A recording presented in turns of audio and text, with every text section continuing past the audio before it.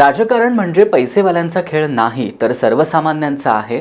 पैशांपेक्षा जनतेचा विश्वास महत्त्वाचा आहे. विकास हवा असेल तर शिवसेनेचा धनुष्यबाण हाच पर्याय असून शिवसेनेच्या सर्व उमेदवारांना प्रचंड मतांनी विजयी करावं असं आवाहन पालकमंत्री नामदार प्रकाश आंबेडकर यांनी केलं. ते राधानगरी इथं बोलत होते.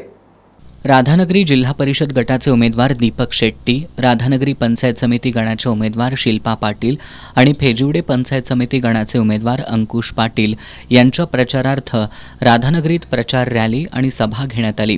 या सभेला शिवसेनेसह विविध पक्षांच्या नेत्यांनी उपस्थिती लावत शक्ती प्रदर्शन केलं.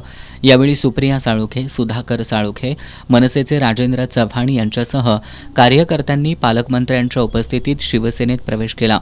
यावेळी बोलताना पालकमंत्री प्रकाश आंबेडकर यांनी राजकारण म्हणजे पैसेवाल्यांचा खेळ नाही तर सर्वसामान्यांचा आहे.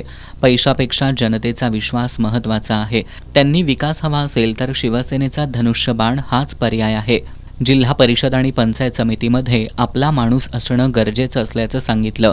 पर्यटन विकास, माळेवाडी बोटिंग प्रकल्प, MTDC समोरील पूल, दूधगंगा धरणावरील वृंदावन गार्डन यासह राधानगरीच्या सर्वांगीण विकासासाठी प्रयत्न सुरू असल्याचं पालकमंत्र्यांनी स्पष्ट केलं.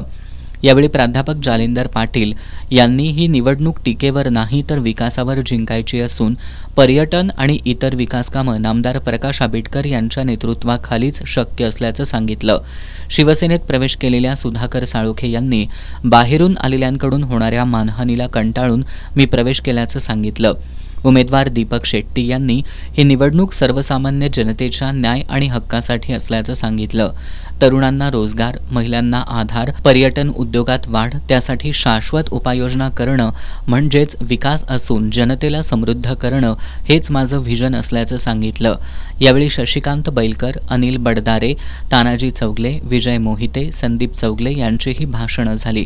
सभेला उपमहापौर अक्षय जरग, अभिजित खतकर, संग्राम पाटील, मंगेश चौगले, महेश अडसूळ, मयूर पोवार, संतोष पाटील, संजय कांबळे आदी उपस्थित होते.